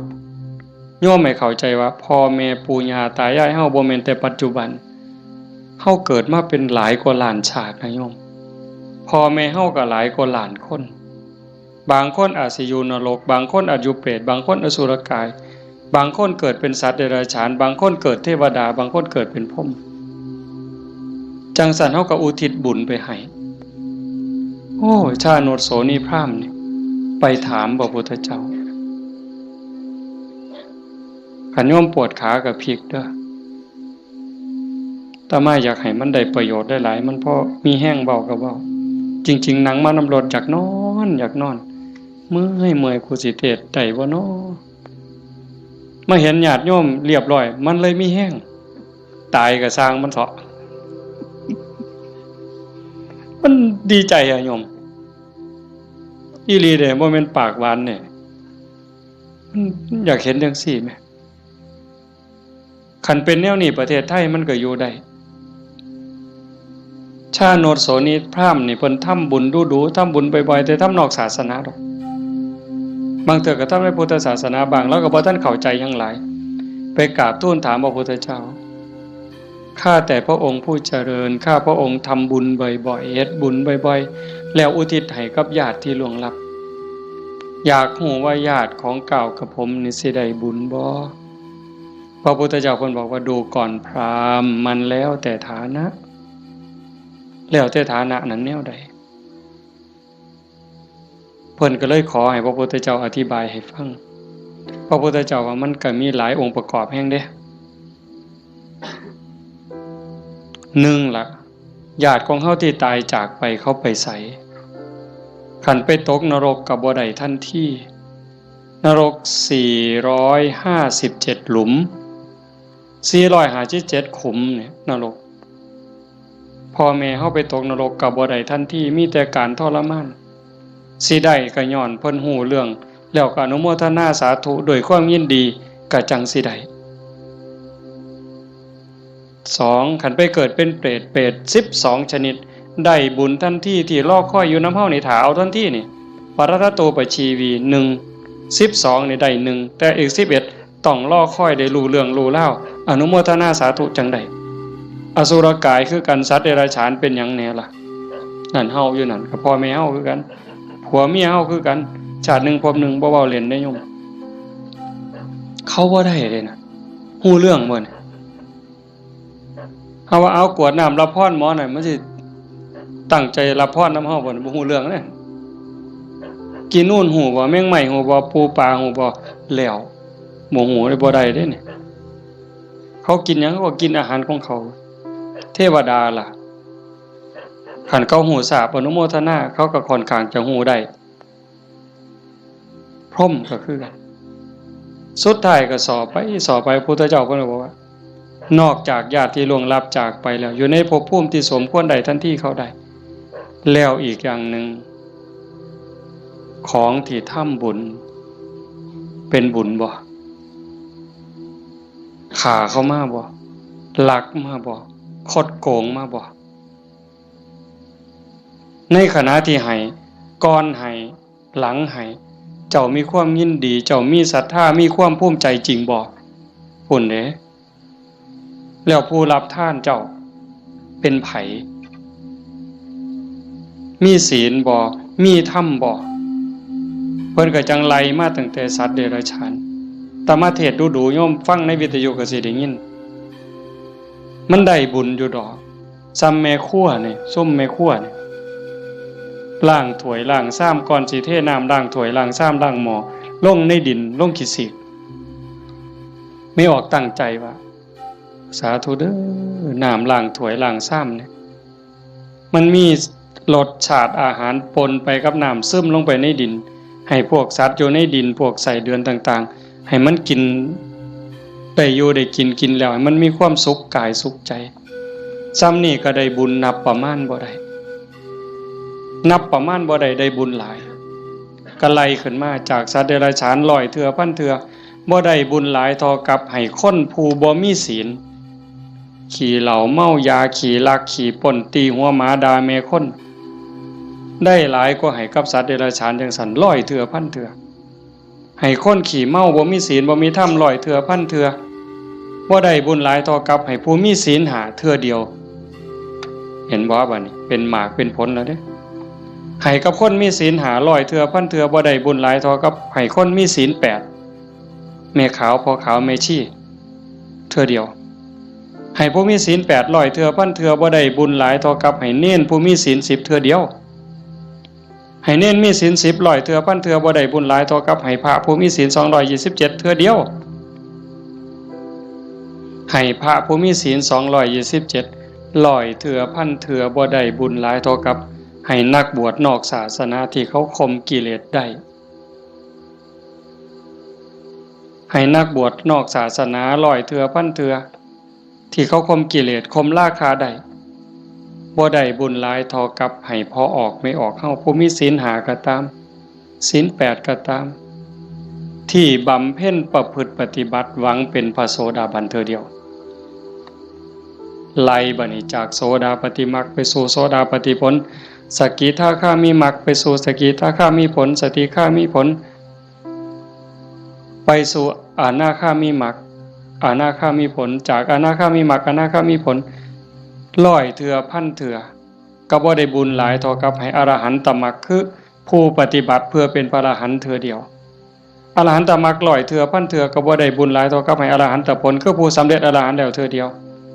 ให้พระอรหันต์ร้อยเทื่อพันเทื่อก็บ่ได้บุญหลายเท่ากับให้พระปัจเจกพุทธเจ้าเทื่อเดียวพระปัจเจกพุทธเจ้าตรัสรู้คือพระพุทธเจ้าเก่งคือกันหมดผิดอย่างเดียวคือสอนบ่เป็นตรัสรู้เองโดยชอบบางครั้งบางคราวนี่อยู่นำกันเป็นพันเป็นหมื่นได้โยมแต่ว่าสอนบ่ได้ตั้งศาสนาบ่ได้สร้างบริวารมาให้กับพระปัจเจกพุทธเจ้าร้อยเทื่อพันเทื่อบ่ได้บุญหลายเท่ากับให้พระสัมมาสัมพุทธเจ้าเทื่อเดียวพระสัมมาสัมพุทธเจ้าคือพระพุทธเจ้าเฮานี่ล่ะเจ้าชายสิทธัตถะมาเป็นพระพุทธเจ้านี่เพิ่นสอนคนตั้งศาสนาได้ให้พระสัมมาสัมพุทธเจ้าร้อยเทื่อพันเทื่อบ่ได้บุญหลายเท่ากับให้สงฆ์ให้คณะสงฆ์ที่มีพระพุทธเจ้าเป็นประธานเห็นบ่ให้สงฆ์ที่มีพระพุทธเจ้าเป็นประธานร้อยเทื่อพันเทื่อก็บ่ได้บุญหลายเท่ากับสร้างวิหารเทื่อนึง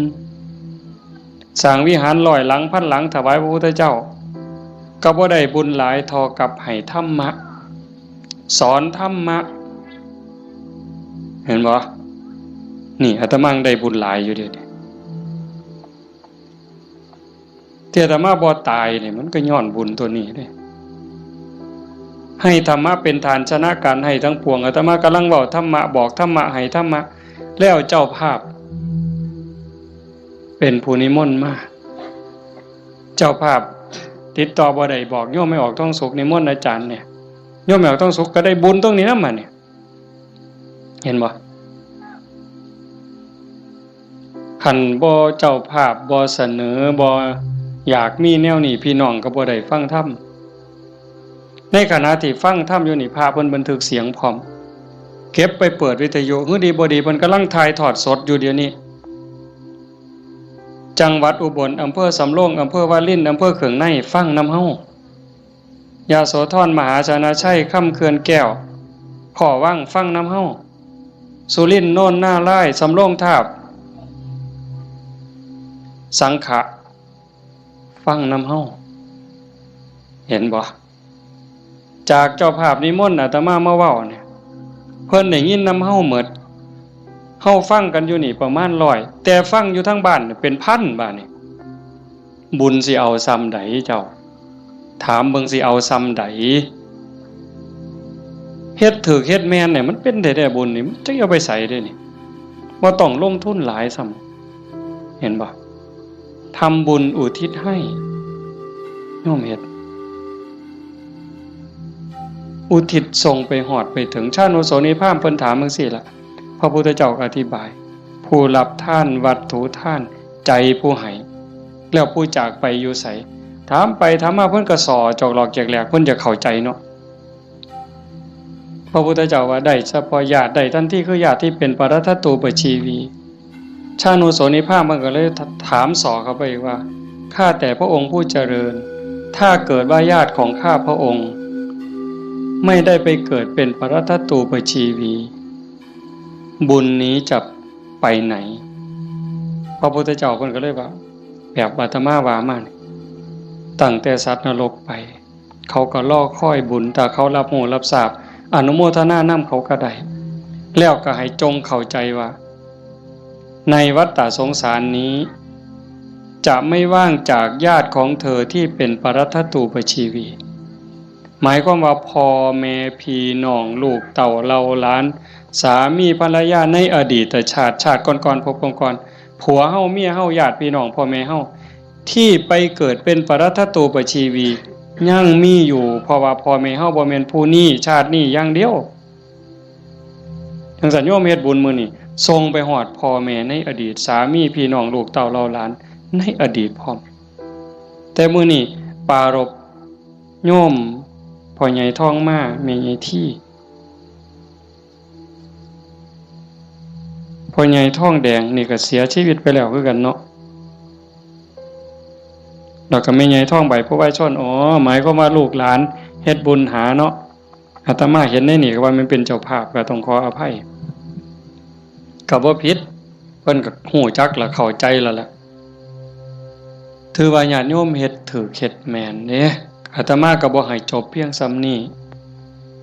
ผู้ไปทำมาหากินกรุงเทพกรุงไทยแม่นเฮาบ่ได้ใส่บาตรบ่ได้ทำบุญก่อนหลับก่อนนอนไหว้พระนั่งสมาธิเด้อแม่นบ่ไปกรุงเทพจักคนนี่แม่นบ่เบิ่งท่าทางมาแต่กรุงเทพแน่ๆผู้อยู่บ้านใส่บาตรคันมื้อใดมันยากก็ใส่บาตรหน้าเฮือนคันมื้อใดมันพอไปได้ก็ไปจังหันจังซี่นะก่อนหลับก่อนนอนก็ไหว้พระกราบพระก่อนหลับก่อนนอนเว้าจากันดีๆเด้เว้าจาดีๆอยู่ในบ้านในเฮือนให้มันเป็นสิริมงคลเทวดาเฝ้าบ้านเฝ้าเมืองเฝ้าเฮือนเฝ้าซ่านเฝ้าที่เฝ้าทางเฮาเอิ้นว่าภูมิบ้านภูมิเฮือนเพิ่นได้ยินเฮาเว้ากันดีๆเว้ากันม่วนๆเทวดาก็ดีใจอาจสิเป็นพ่อเฮาปู่เฮาย่าเฮาแต่อดีตก็ได้เห็นเฮาเว้าดีจากันดีเพิ่นก็อยากได้บุญนำเป็นจังได๋รักษาบ้านรักษาเฮือนเฮ็ดหน้าบ่พอใดก็ได้มื้อนี้มีโยมผู้หนึ่งโทรศัพท์มาคุยกับอาตมาโอ้ยหลวงพ่อเพิ่นว่าโยมก็งึดอยู่เฮ็ดหน้าหว่านข้าวลงไปแรกๆข้าวกำลังงอกบ่ทันได้พอคืบจ่อยน้ำท่วมหว่านแรกๆน้ำท่วมบัดน้ำบกไปก็แล้งบัดแห้งใหม่พร้อมจักสิตายสิยังบัดฝนมาใหม่ก็บ่ค่อยได้ไปเบิ่งบัดไปเห็นบัดนี้ใบก็บ่เห็นมีแต่ห่วงเพิ่นว่าโอ้ยอันนี้จักแม่นบุญบอกกับผัวจักแม่นบุญเนาะเฒ่าเนาะเพราะว่าเพิ่นก็เฮ็ดแต่บุญนี่ลินี่จังแม่นบุญนี่หลีลูกก็ฮู้จักความผัวก็ฮู้จักความกว่าเทวดาเพิ่นว่าอันนี้คือบุญเด้จังว่าเห็นพี่เห็นน้องลูกเต้าเราหลานเด็กเล็กเด็กน้อยเอ้าไปเหี่ยวจักเถื่อแล้วมันหลบมานั่งอยู่คือเก่านี่เฮาแต่ออกไปจักเถื่อมันหลบมานั่งคือเก่านี่คันบุญบ่หลายมันนอนปะง่องส่วนได้หนีไปนอนแล้วไปเบิ่งโทรทัศน์แล้วนี่คือบุญหลายเด้อพากันเลี้ยงลูกเอาศีลเอาธรรมเลี้ยงฝากโยมจักหน่อยยากก็อดเอาลำบากก็อดเอาอดเว้าดีอดคิดดีอดทำดีกับพี่กับน้องกับบ้านกับเมืองไปอยู่ไสก็อย่าสร้างปัญหาคันเฮาเป็นคนมีศีลมีธรรมอดกันจักหน่อยความรักความเมตตาก็เกิดแผ่เมตตาดูๆเด้หวังว่าในใจนี่ตั้งความรู้สึกในใจว่าทุกคนคือพี่คือน้องแล้วก็แม่นอีหลีซ้ำยังเว้าแต่ตอนต้นพระพุทธเจ้าเว้าซ้ำได้ว่าในวัฏฏะสงสารนี้ไม่มีใครเลยที่ไม่เคยเป็นพ่อเป็นแม่เป็นพี่เป็นน้องเป็นญาติร่วมสายโลหิตเป็นสามีภรรยากันมาก่อนทุกคนนั่งอยู่นี่แม่นหมดจังซั่นสิเครียดให้กันเฮ็ดหยังสิสร้างกันเฮ็ดหยังเอารัดเอาเปรียบกันเฮ็ดหยัง อีกบ่โดนก็สิไปไผไปมั่นแล้ว จังสันเวลาอยู่น้ำกันนี่เอาบุญน้ำกันดีละเบาดีน้ำเขาก็ได้บุญแล้วคิดดีต่อเขาก็ได้บุญแล้วเฮ็ดดีทำดีต่อเขาก็ได้บุญแล้วเอาบุญน้ำกันอย่างอาตมาเบามันบ่จบว่างั้นเฮ็ดดีก็พอกับแม่พ่อแม่มีผู้เดียวในปัจจุบันคันเพิ่นตายนี่จากแล้วอยากเฮ็ดดีน้ำเพิ่นก็บ่ได้เฮ็ดอยากเว้าดีน้ำเพิ่นก็บ่ได้เว้าอยากหาข้าวแซ่บๆให้เพิ่นกินก็บ่ได้จังสั่นอยากให้เพิ่นกินหยังก็ให้เพิ่นกินซะ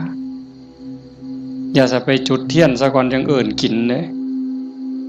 บ่ได้กินเด้นั่นอยากเว้าดีๆน้ำเพิ่นก็เว้าตอนเพิ่นได้ยิน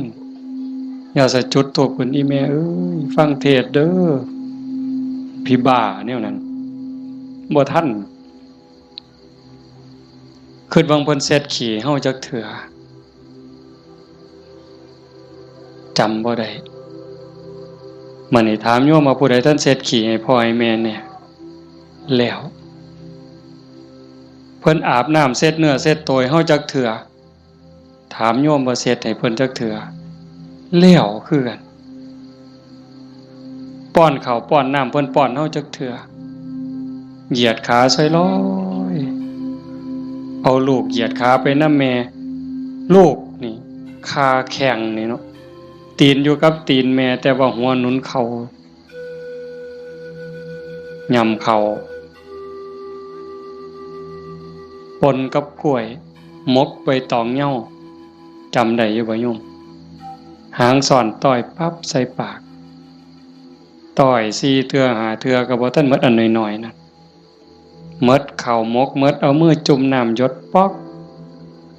ป้อนบ่ทันแล้วขี่พวดใส่ขาเครียดก็บ่เครียดจมก็บ่จมเซ้ยเห็นบ่มื้อนี้มีผู้ใดท่านได้เฮ็ดแน่อาตมาก็บ่ทันได้เฮ็ดคือกันเฮาสิเป็นหนี้บุญคุณเพิ่นส่ำใด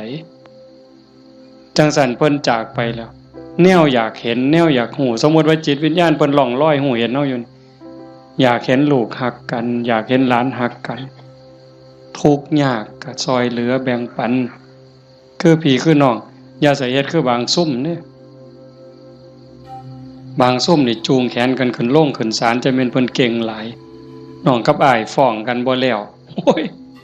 จะเป็นผีพ่อแม่สิเป็นทุกข์หลายจังว่าเฮาบ่เอาแนวนั้นเด้อมื้อนี้สมควรแก่การเวลา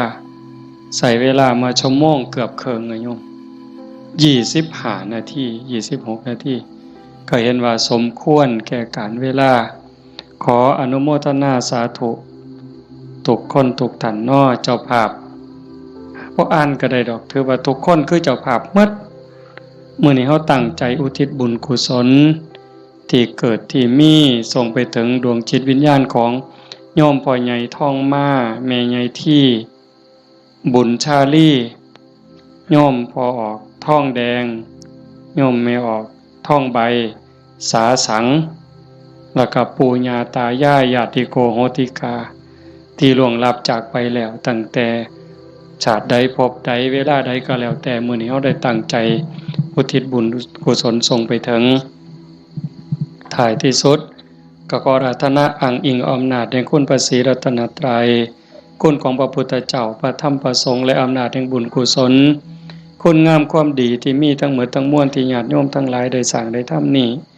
ส่งไปถึงดวงจิตวิญญาณของโยมพ่อใหญ่ทองมาแม่ใหญ่ที่บุญชาลีโยมพ่อใหญ่ทองแดงโยมแม่ใหญ่ทองใบสาสัง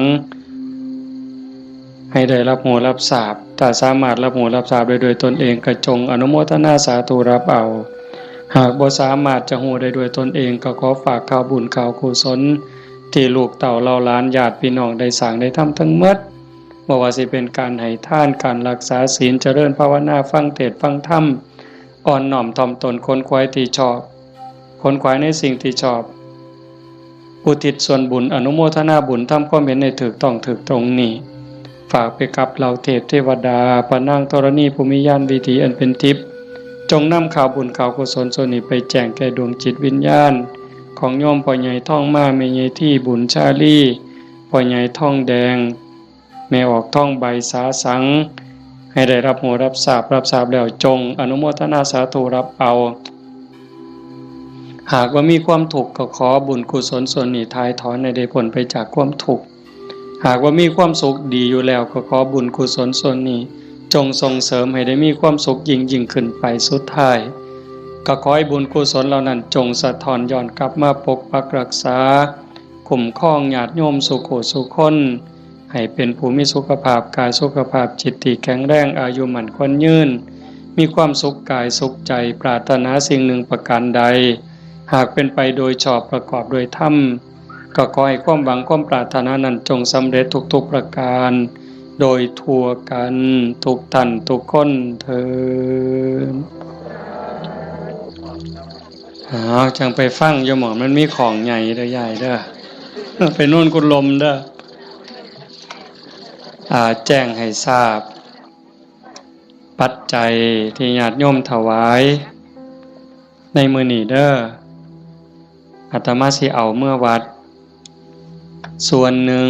สิไปซื้อขี้ดินได้ยินอยู่เนาะพอในวิทยุเนาะสิซื้อขี้ดินเพื่อให้บุญกับโยมพ่อใหญ่แม่ใหญ่นำนี่ล่ะอีกส่วนหนึ่งอาตมาสิเอาไปทอดกฐินปีนี้อาตมาเป็นเจ้าภาพทอดกฐินไปทอดอำเภอเสรภูมิจังหวัด101มื้อวันที่25มีผู้สิไปนำบ่วันที่25หลังจากทอดที่วัดโน่นกุลมแล้วเดี๋ยวสิบอกทั้งวิทยุดอกขันมีผู้สิไปนำก็บอกบ่ต้องบอกชื่อก็ได้ว่ากลุ่มขาน้อยมีจักคนขันหลายก็สิเมารถบัสแล่นรวยๆเมาก็ถ่าอยู่นี่ละปากทางนี่พากันไปถ่าอยู่หั่นมาจอดปั๊บก็ขึ้นเลยขากลับก็มาจอดหั่นก็แล้วแต่สิมาบัดนี้ บ่มาก็อยู่หั่นล่ะเด้อฟังทางวิทยุพระเอาบุญคักๆหาจากถ่ายโดนคนนี่หากะลามันบ่ยืนอาจจะพาเฮ็ดบุญเด้อเอามื้อนี้เอาปัจจัยไปก็เพื่อเฮ็ดบุญอย่างว่านี่ล่ะเอาเป็นจังได๋คิดเขาก็คิดออกบ่ค่าน้ำค่าไฟมื้นขาลุกบ่ได้อ๋อเอาผู้ตีของก็ได้บุญได้ย้ายมุงนึงได้ 10% พุ่นแน่อันนี้ค่าน้ำค่าไฟกับค่าวิทยุนำเนาะ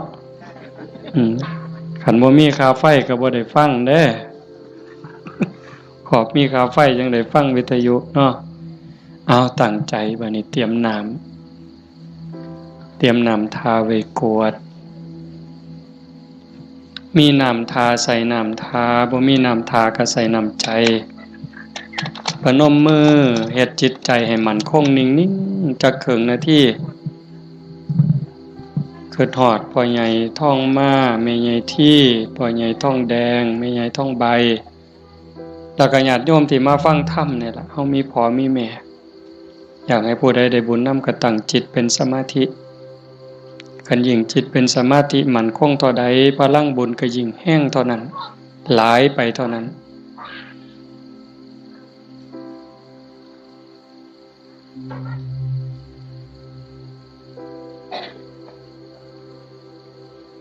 ยะถาวาริวหาปุราปาริปุเรนติสาครัง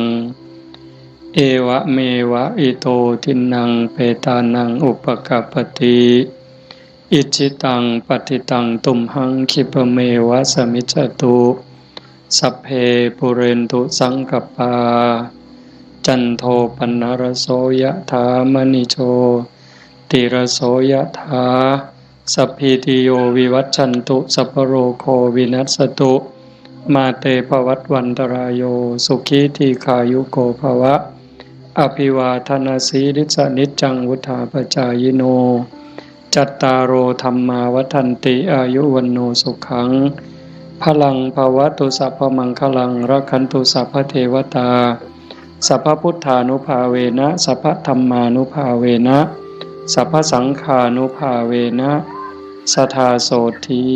พระวันตุเต